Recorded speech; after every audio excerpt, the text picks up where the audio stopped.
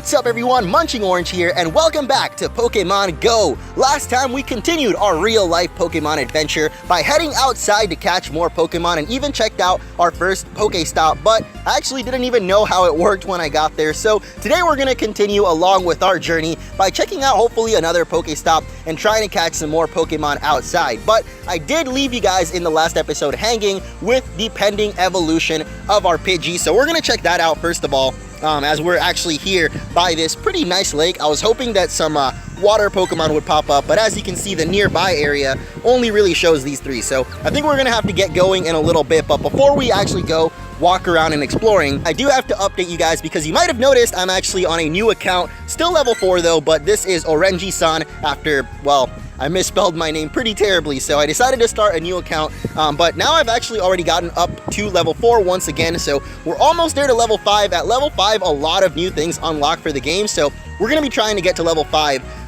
Actually, that evolution might just do it. I'm not sure, but yeah, just wanted to let you guys know that I did start a new account. So some of the Pokemon that we have here are actually kind of different from the ones I had before. I know in the last episode I caught a Magikarp, but unfortunately now I no longer have Magikarp, but I can show you guys the Pokemon that I've managed to catch on this account because slightly different stuff did pop up. I did manage to find a Drowsy. I was literally chilling in my living room late at night and he just happened to pop up right there. All right. Oh, I got it. I think it's gonna catch. You think so? You think so, Luke? Oh my god. Yo! Actually got it, dude. I think that was the first try, right? I missed a Pokeball, but whatever. And now here he is at CP 45. So during all the downtime of the server, by the way, I try to brush up on what all of the technical terms in Pokemon Go mean, just trying to learn a little bit more about the game we're playing here. So the CP is of course the combat power, which doesn't really come into play until we reach level 5, which we're really close to doing. So hopefully we can reach level 5, and maybe a way to do that would actually be to evolve here. So let's go ahead and grab the highest CP Pidgey I've got. Oh, obviously this CP 58 one here. So you can actually bump up the CP even higher by powering up your Pokemon, which you can see there costs 1 candy and 400 Stardust. So let's go ahead and do that right now. Oh, actually, before we get into any of that, I'm going to try to nickname this Pidgey. We haven't actually shown off the fact that you can even nickname Pokemon yet, but yeah, you can nickname like any Pokemon you want. So we're going to name this Pidgey Yegdip. You guys might know Yegdip from some of my other Pokemon Let's Plays. It's just Pidgey backwards, but we're going to evolve Yegdip here. Actually, let's power him up first just to see what happens. So you want to power up Yegdip? Heck yeah. And boom, you see his CP has gone up by 8. So it has a cap, the little white line, the arch you see over the Pidgey or the semicircle. So once it gets to the end, that's how much you can power it up. But I think if you evolve your Pokemon or if you level up your own trainer, you can keep raising their combat power even more. So basically, the more levels you get as a trainer, the higher your Pokemon's combat points can go, and if you evolve your Pokemon as well. So yeah, we're gonna take this CP 66 Yegdip here and evolve him. I've actually never seen an evolution yet myself in this game, so I'm pretty excited for it. Let's go ahead and do it. I don't know if it actually has any AR, so I don't know if you guys are going to see the camera behind me right now, but we're definitely going to go for it. Wait, did it even work? Oh my gosh, what's happening? Please don't tell me my game just froze. Oh, whoa, there it goes. Okay, it didn't freeze, guys. It was taking a little bit, but oh, here comes the Pidgey, and there it is. We've got Pidgeotto. Nice. And I guess that's it. So now we've got a Pidgeotto here. He's flying way high above the CP, by the way, so I couldn't even tell what it was.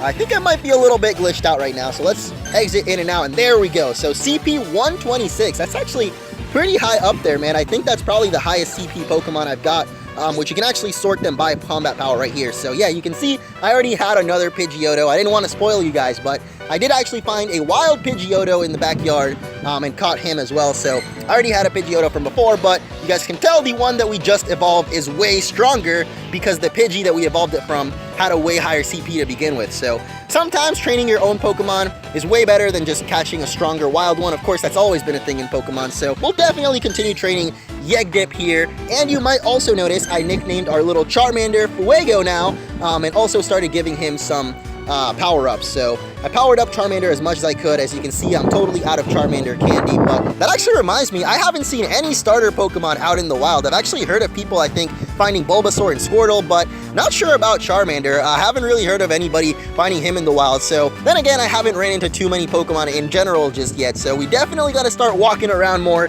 so we can find more Pokemon. But before we do, there's one more Pokemon that we can check out that might be able to evolve, and that is our little Weedle here. But just like with Pidgey, I have another surprise for you guys, because if we keep going down, you might notice I actually caught a Kakuna. It's only at CP 10, so it's pretty low, but if we can just rack up a little bit more Weedle candy, we can evolve this Kakuna into Beedrill. You can see I'm already at 33, so yeah. Hopefully we can find some more Weedles. Hopefully we can find some more. Whoa, what? We just got a, oh, okay, caught 10 flying Pokemon. I was like, what happened right there? So it looks like there's actually another PokéStop pretty close by to here. You guys can see it there on the map. I'm gonna make my way over to it, and we'll see if we can actually get some items this time, because I know last time kind of messed up with the PokéStop and didn't actually get any items from it. So this time we're gonna head over there and try to actually get something. Oh snap, a wild Pokemon what?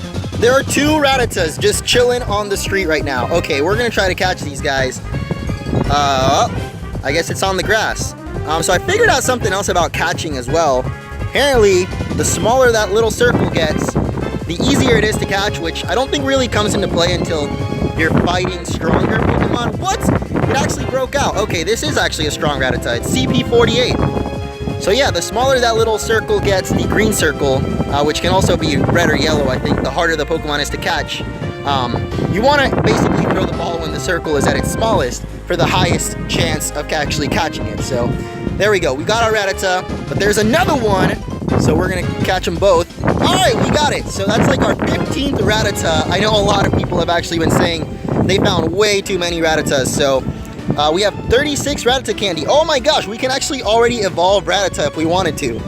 I didn't even realize it, but as you guys can tell, I'm making my way to a PokéStop right now, but I didn't actually stop there because I heard that you actually get better rewards at level 5 for the PokéStop, so I feel like it would be better if we actually just chill at this park and try to catch some Pokemon, try to get to level 5 basically, and then head over there so we can try to get some better items. We might even get an egg actually, because Pokemon eggs are a thing. Alright guys, so I just stopped at this park to catch my breath for a little bit, because who would have thought that playing Pokemon Go with actually having a backpack and carrying around this camera on a tripod would actually be pretty tiring. So definitely going to be doing a double evolution today, but this is going to be Jerry the Rattata, the best nickname. We're going to go ahead and hit the evolve button here, and let's get to it.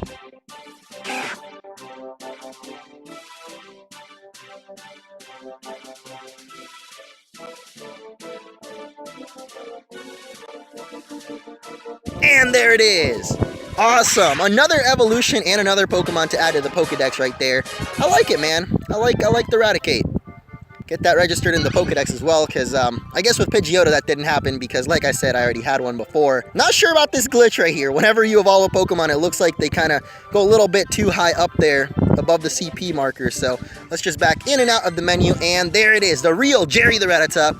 140 CP. That's actually pretty powerful. And I did actually already find a gym nearby here, but of course, to challenge the first gym, we need to be at least level 5, and right now, I have not been making, oh, never mind, we just hit level 5. I was about to say, I haven't been making much progress to hitting level 5, and just like that, we hit it. That's so awesome.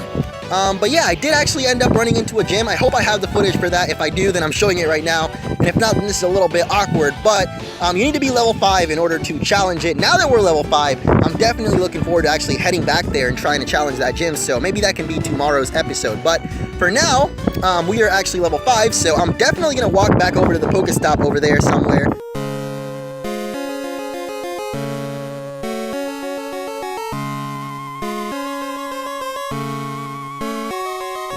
I almost forgot to bring my camera.